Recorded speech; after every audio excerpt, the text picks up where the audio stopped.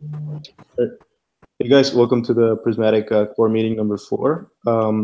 Number 5. Sorry. We're here to, we're here with Nishant, Preston, Terrence, and we're going to be discussing a lot of things related to the Ruby release, latest design discussions, and our contribution guidelines. So, yeah. So let's start out. So let's talk about contributions and kind of what's been going on over the past few weeks. We've been getting a lot more people wanting to contribute and help out, and actually we ended up getting our first non-trivial PR merge from an outside contributor. So that was a pretty big milestone for us. So, just wanted to get the discussion going. What do you guys think about our documentation, how we can improve our guidelines, how we can follow up with these contributors to get them to be part of our repo more often? Yeah, I think we put this together a couple weeks ago. We had a conversation that we have a lot of people that are really interested, but we don't have enough granular tasks. So what we started doing was defining the roles of how like what level of people can be contributors. Like, what do we consider core team member? What do we consider a core contributor? And what do we consider like a regular contributor? So I think, Terrence, you put together a pretty good doc. If you want to if someone wants to screen share that, and we can go through that. Yeah, you mean the contributor responsibilities doc? Yeah, either the one that we checked into the repository or the working doc that Terrence had. Yeah, it's also on GitHub, right? So like we can just share the GitHub page. Yeah, I can screen share for sure. Sure. We can go over it a little bit, just talk briefly about it. So give me a second. Yeah, I'm thinking like 5 minutes on this. Yeah, for sure. Yep, right there. Okay, cool. Yeah, so the main thing that we did was just kind of have a single contributing markdown doc where we mentioned how, like you can get involved. So I added something called a readings.md. Nice. In the beginning, which basically outlines two different things. It outlines like the required blockchain readings and also the required like sharding knowledge. So the purpose of this document is that we have a lot of people that want to become just part-time contributors where like they just want to like maybe commit one PR, help out briefly. And then we have people that want to get more involved in sharding. So for these types of people, I added different types of readings. And the things you have to be familiar. So when you go back, we have the concepts, which I feel can like we just had a guy ask us about what the data director is.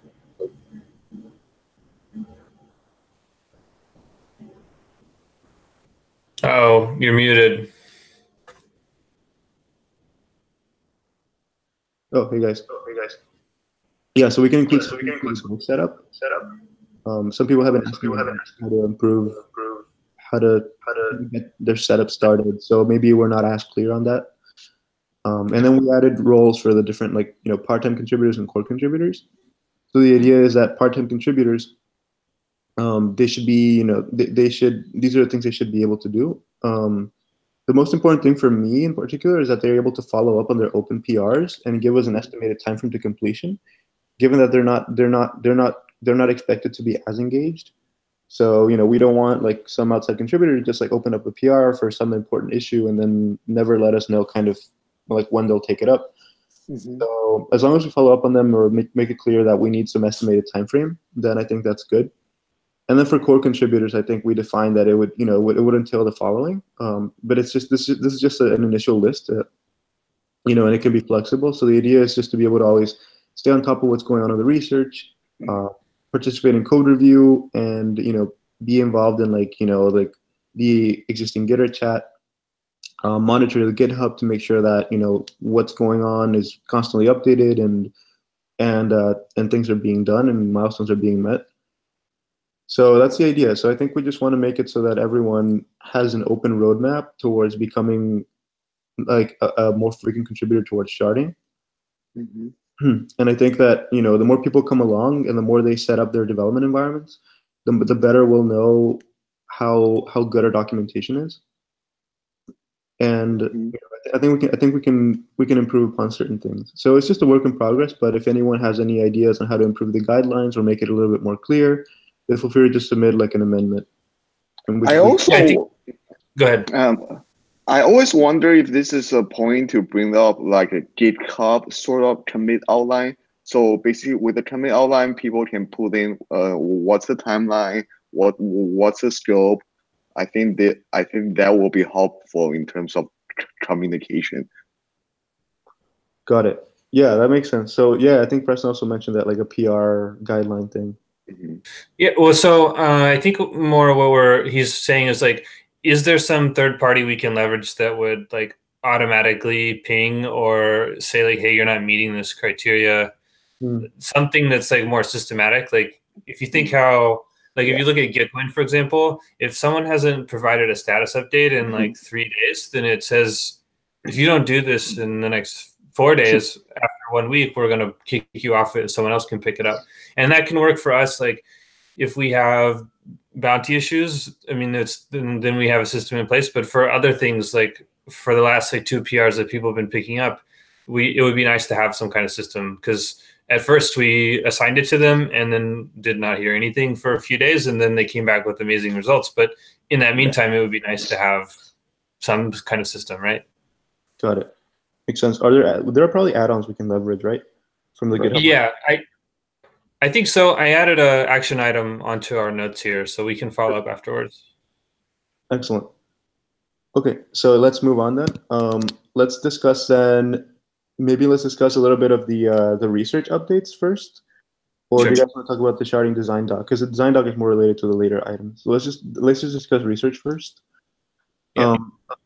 One of the things I'm more curious about is, there's been stuff about, well, Terrence, you shared something by Justin Drake. Do you want to talk about it? Yeah, so Justin Drake posted an update. This update is more about the SMC in terms of the notary registration. So there's a couple rules now the notary has to follow. So for example, we actually need enough notaries before that we can launch a shard, because like you don't want to have a shard but that doesn't have that many notaries within it. So there's a certain set of rules that we have to follow, and then we should define that rule set within the SMC, but the client also has to check that rule set. So I think I think after this meeting, I'm going to open a few GitHub issues, and then like we can work around it. Got it. Makes sense. Yeah. So aside from the stuff about like safe notary pool sizes and like the pseudo randomness shuffling, what's interesting is like to discuss the random beacon chain idea and like our possible integration into our future work. So I understand that that's more of like after the minimal sharding protocol, but it's important to realize that like, are we going to have to change our entire architecture to accommodate this? And like, how we can fit in a beacon chain into our implementation. So I think that can either be a separate package in our repo, or it can still be within the sharding package. Yeah. But I also think it's important to know that this is coming, and then we should design our sharding package with that mindset, right? So that we don't have to like redesign the whole thing later. Right. Cool. So with respect to, okay, so that makes sense. I think that's basically it. So yeah, like we can just talk more on later about the latest research post. In terms of the sharding design doc, so to give a little bit of context, I'm sharing my screen right now on it.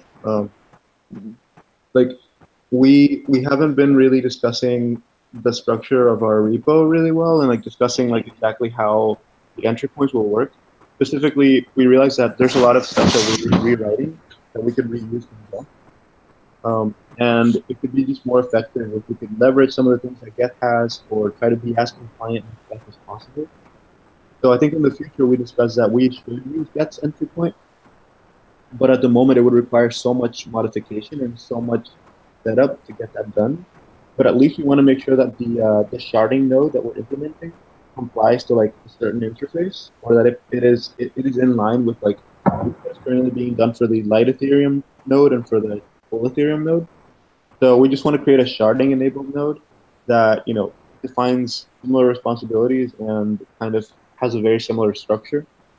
So this doc is just kind of to like fix up the entire uncertainty that exists around the setup of the architecture of our code. So one of the things that we discussed was, like should we use the get entry point, or should we kind of should we use the main get entry point, or should we use our own kind of simple entry point? So Preston outlined some of the different points here. You want to talk about that, Preston?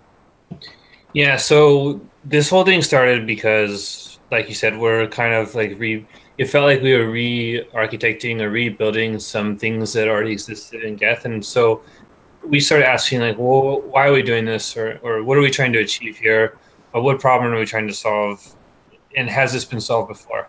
So what we started looking at here, we just started with the basic like entry point, like how does the service start from the moment the user's typing get sharding from the command line, like how does it come into be constructed? So we looked at the Geth entry point, so how the light node and the Geth full node are started, and what you see there in that table are all of the auxiliary services or associated services that come with that entry point.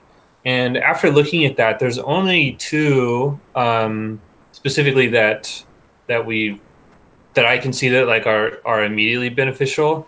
So, and it would require kind of a lot of work to work around the things that we don't need, like the let's see if we can we pin your screen, Raul, because it's probably showing me talking. Okay. Yeah. So here we can see that like unlocking the account and leaving it indefinitely open is something we could use, because right now we're unlocking it every time or ensuring that it's unlocked.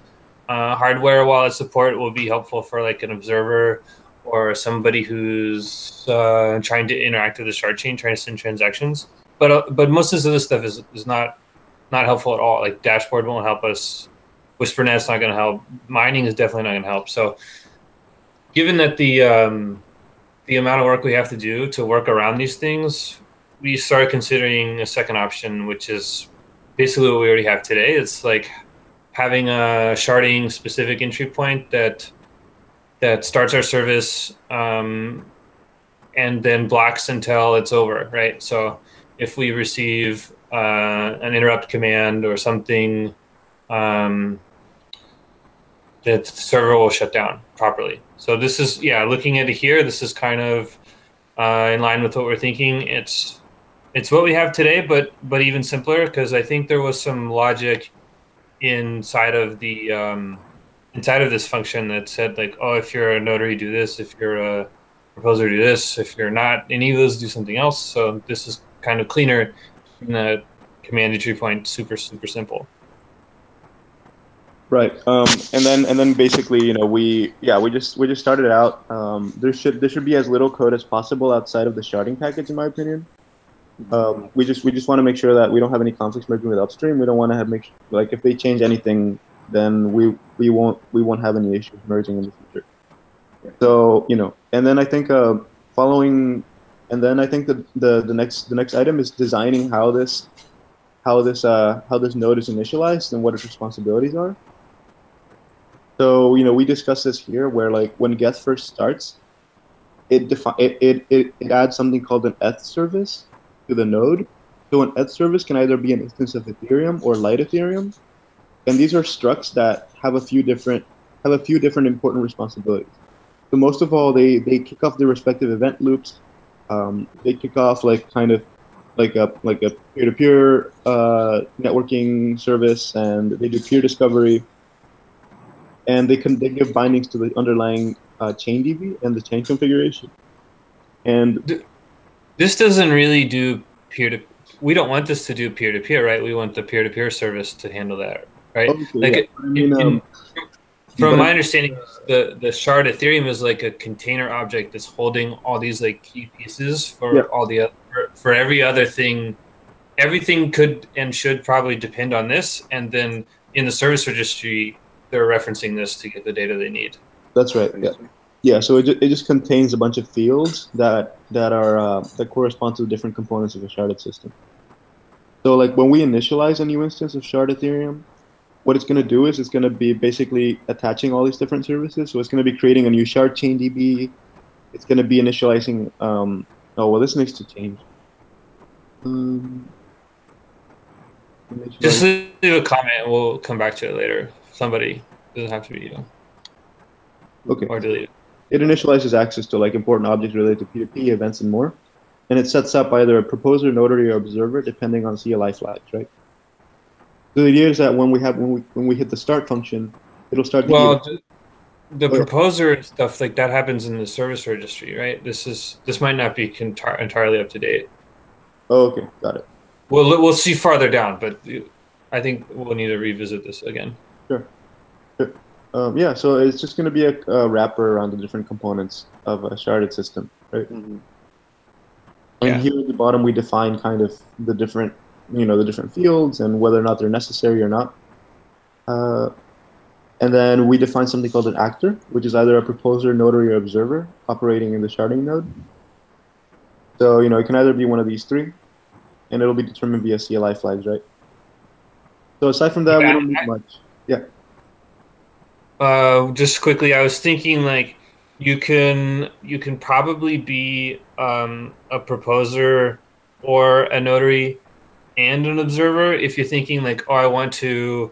I'm thinking like the observer has the RPC methods or like the ability for a console to attach and like send transactions and do things. So maybe that's not like.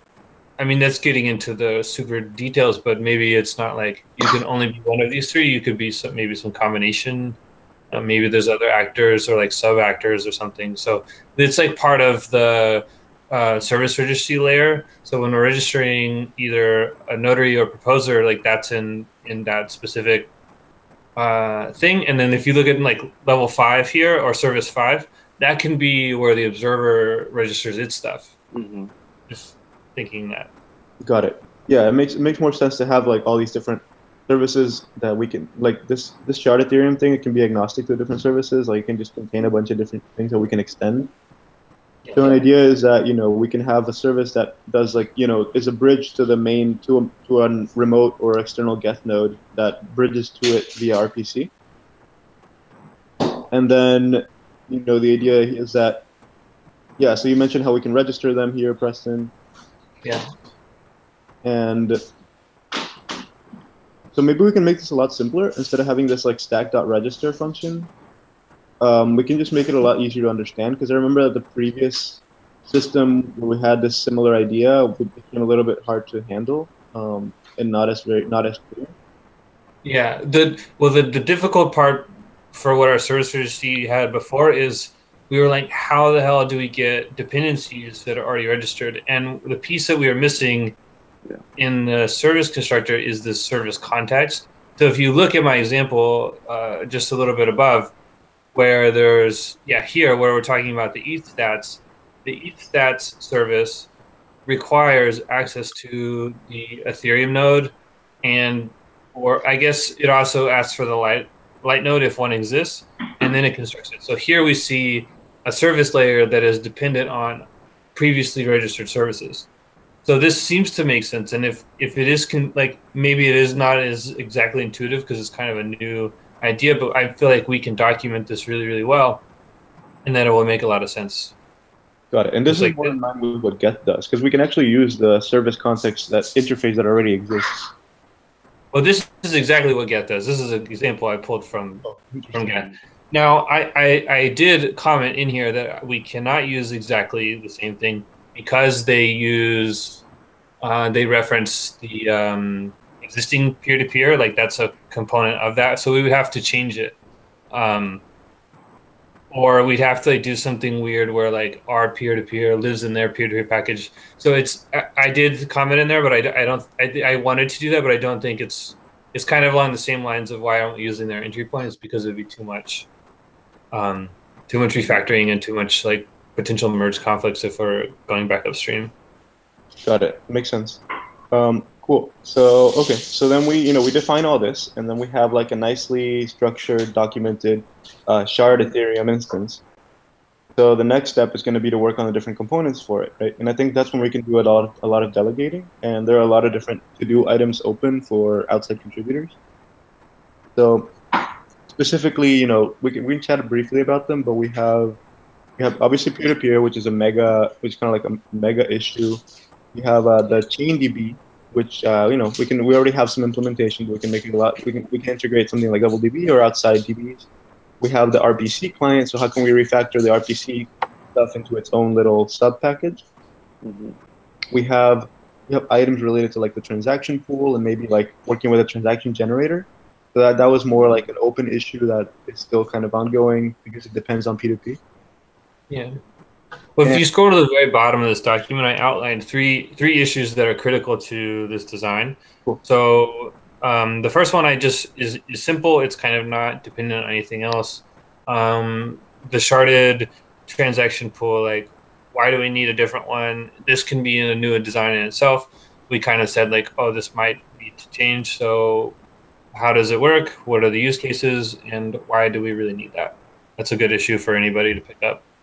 So following that, like, then we have this huge refactoring, and like since it's so like this document is so like breaking changes, like I think this is going to have to be done by one person. These two things, but it's something that I feel like can be done in like a day or so, and then we can review it quickly, and then like maybe this is like 3 or 4 days until it gets totally checked in, which is kind of like.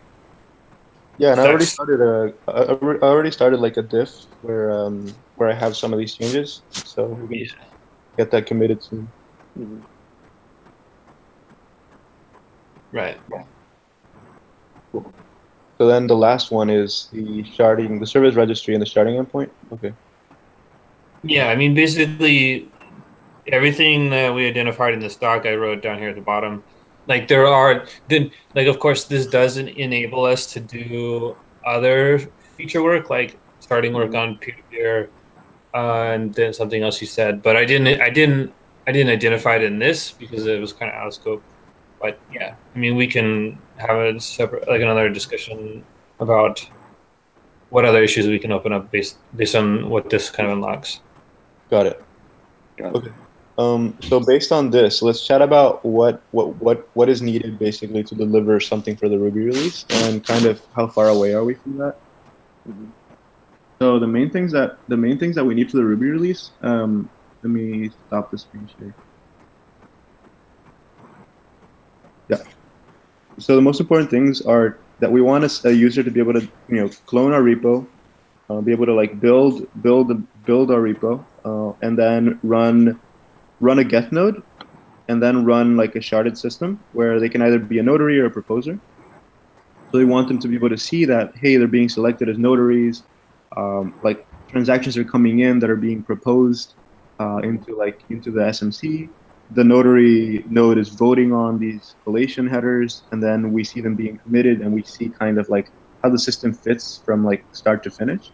So we would either like maybe spin up a few instances of proposers on their computer, and spin up a transaction generator, and then maybe they would just run one. And then we would also maybe spin up a few other notaries in their system. We just have to think about a way to create a self-sufficient kind of end-to-end ecosystem that they can run locally. So is this for Ruby, like a Ruby proof concept? Yeah, proof concept. So maybe we can use a Kubernetes config, right, Preston, to like spin up a bunch of these nodes. Yeah, or like Docker Compose. Whatever's easier. Kubernetes is kind of a lot for one person on one machine. But yeah, same idea, using containers. And we're still sticking with just one shard per Ruby release, right? Just want to get that straight. Sure. Yeah, we can do that. We can do one shard. I think it would be cool to have more, but I think whatever gets something from an end-to-end perspective working would be good. So we just want to give the idea that, like there are a bunch of proposers, packaging things into blobs and submitting to the SMC. There are a bunch of notaries kind of like voting on stuff, taking their ether, and then we can see this being committed to the main chain. And ideally, you want some sort of very simple visualization. It doesn't even have to be a visualization, just like some CLI, maybe like ASCII text of what's going on in the sharded system. So being like, hey, there are 100 transactions or whatever that were processed. There are a bunch of shards or one shard. So the idea is just to give people a flavor of like how this is going to increase throughput and how it's going to work. Yeah.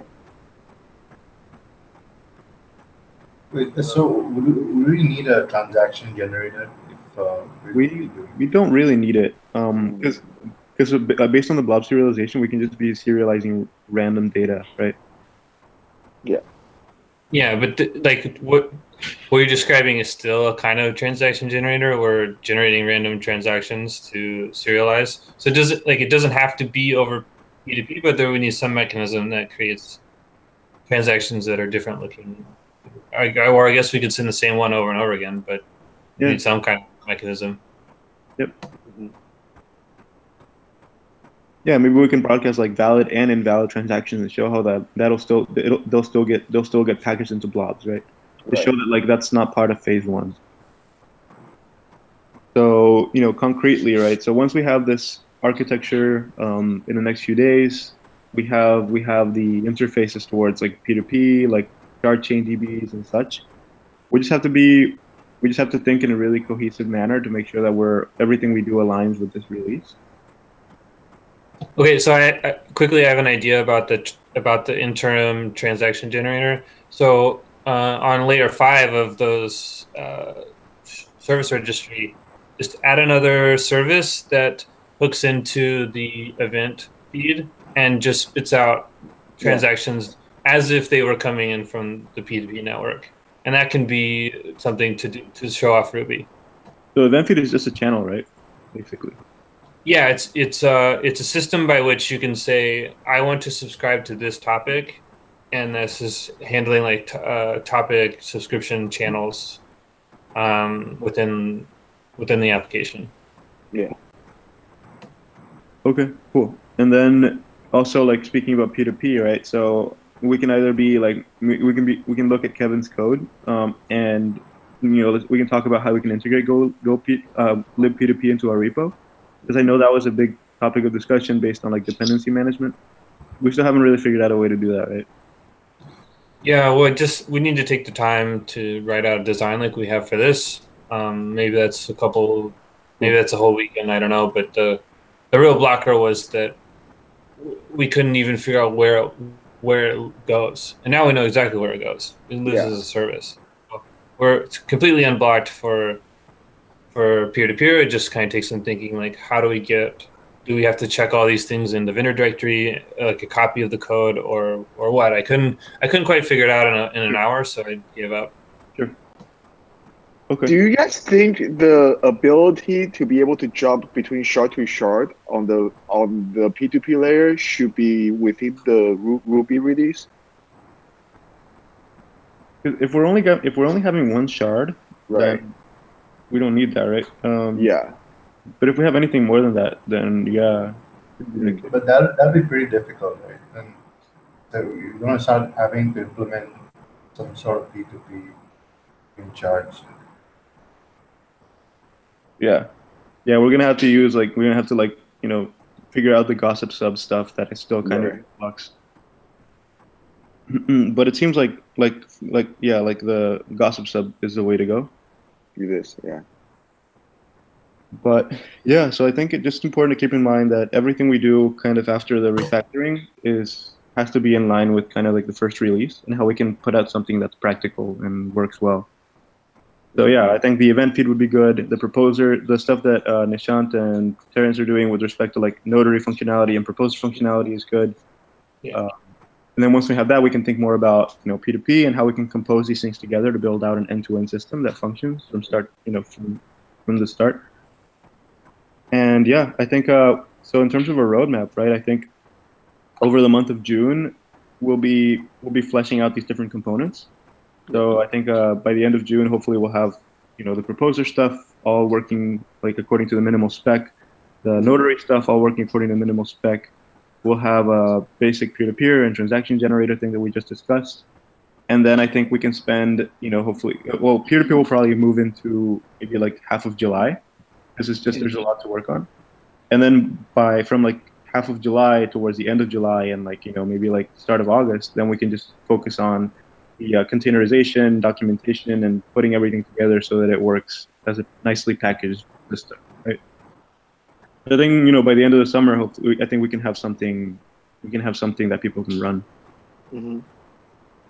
Yeah, I think we're trying to target August 1st, which seems realistic unless something changes drastically.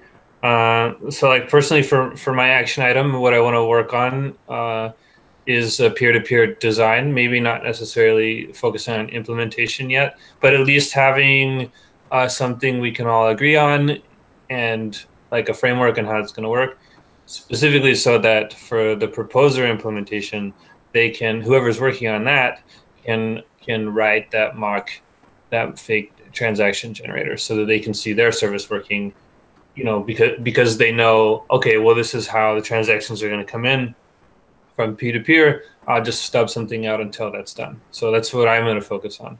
Yeah. I like working on architecture and like kind of design, and also like just anywhere I can be helpful to you guys. So if there's any important issues or any parts of the system I can take up, then please let me know. Yeah. So I'll be wearing many hats throughout. From my end, I like to work on research, and then I also like to work on implementing notary and then the proposal functionality, and then I write tests for it. So that's what I will be working on. Terrence, would you be interested in like as more stuff comes out about the random beacon chains, maybe like writing some docs or something about how we can possibly integrate that into our repo? Yeah, that would be great. And there is also prototype code from like Vitalik in Python already, so that we can look into that as well. Yeah, so I think moving down, that's less critical, but like if you could maybe start some designs or docs with respect to that, that would be really cool. Right. And then Sylvan, are you there? I'm there. Hey. Hey. Hi. I haven't found time to work on that much on either Ethereum or even personal work, but I think I will get an eye for on Docker and Composer stuff. Awesome. Because I already did one already, and it will make I will be able to catch more easily that way, I think. Awesome, cool. I think we can discuss that more, like I think in the following weeks as we how we can package this up, like launch a bunch of nodes on someone's computer, and we can assign you to some issues, or maybe like work on a design doc with you with respect to that. Cool. Okay. And then Nishant, you're working on the proposer stuff? Yeah, for right now I'm working on the notary to vote on collations. So yeah, like one more thing, like how long will the refactoring take to be done? Because I think that'll like hold off my PR for now. Oh, okay. So I'm almost, I can start a PR, like a basic PR that is almost done with some of these basic concepts. I already refactored the node and all this stuff to align with the latest design. What I haven't done is the service registry things. So I'll try. We can just get that merged in, because it doesn't break any of the it doesn't break anything. Like it still works. And then Preston, maybe you can commit a PR that adds the service registry stuff. Yeah, the service registry is pretty small. Like I think it's less than 100 lines, including tests. Like it's really like defining those structs and then like how it initializes that stuff. So I'd be happy to help you if you want to do like a peer programming or whatever. But I think that like in terms of time estimate, like if you have time this evening or today, I think you might be traveling. I don't know, but it can be done in like 4 or 5 hours or less, like from end to end, and then the review part is going to take a little while, probably because we want to make sure that the documentation inside the code is really, really good. When I was doing this, when I was working through this design doc, I was looking at Go docs almost exclusively, and it was extremely helpful to see the doc comments. And then when I couldn't understand from that, I could click into the code. So I would like to push for writing really, really good doc comments and things that, so when we go to Go docs, we don't have to click into the code unless we want to see how it really works. Excellent. I'll keep that in mind. Yeah, I'll be free. And, Preston and I are both in New York right now, so we'll be meeting up and chatting more when you guys posted. So, yeah, okay. I think Nishan, we can get something, get a PR fleshed out by the end of the day. Well, by the end of the evening, and then the review will probably take I guess 1 or 2 days to get fully merged. All right, sounds good. Cool, guys. All right. I think that is about time. Anything else you guys want to talk about? Yeah, for tests. So I realized I've been looking at Addons' PR. So a lot of our tests are actually similar. So I think we can actually just put it in maybe the node package, and then just import it straight away. Because we will basically just repeating tests both in the proposer package and node package. So we can just keep the mock backend probably in the node package. Got it. Yeah, that's good. And also, we're with respect to tests, they were, Preston, you had a comment on Terrence's recent PR that we're having a lot of setup for mock interfaces and how we can improve upon that. Right. How can we improve upon that? Is it just because our interfaces are not as well written? I'm not looking at it right now. I don't remember what I think Rahul is speaking to basically for the mock node, you have to emulate all the interfaces of a node, right? So right now I have about 70 lines that's basically kind of useless in there, but I hope the refactor will be able to change it. Yeah, my main comment was well, there's a ton of methods here that you don't care about, and that means that our interface is not specific to what the notary wants. So what I was proposing was well, the notary says this is what I need to do what I need. So it's a notary compatible service or a notary compatible node, something like that, where it has the 3 main things that it wants, SMC transactor and whatever. So yeah, that was my main comment is our interfaces are not great and you can see it by we're having to write a bunch of code that we're not using. Exactly. Yeah. So the way to solve that is probably by nesting some interfaces, right? That are specific to certain things. So you can have instead of having all these different methods that are related to the life cycle, we can abstract it away by using nested interfaces.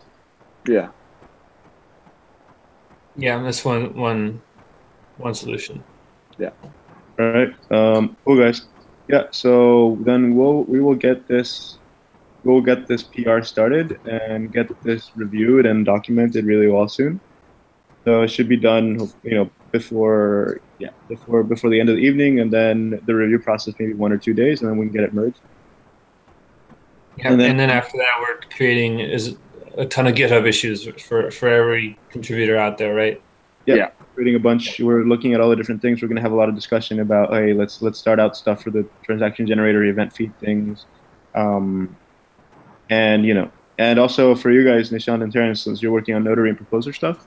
I know there's a lot of. I'm not entirely sure of the timetable or how much work would be needed to get that done. So if you guys think you can split up some of that into 2 or 3 PRs, yeah, maybe parallelize the work and have more contributors, then that could also. Yeah, sure. Yeah, sounds good. If you guys also there's another thing that I was thinking for the GitHub issues, maybe we should have labels in terms of the difficulties. So we should have difficult issues, easier issues, so people can look in the labels and then basically know what issues they are looking at. Cool. Let me write that down.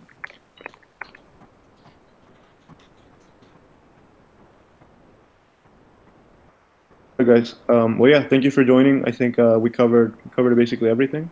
We'll be in touch over Gitter, and we'll be making a lot more progress in June. So thank you, everyone. Awesome. Okay. Bye, guys. Bye, guys. Bye.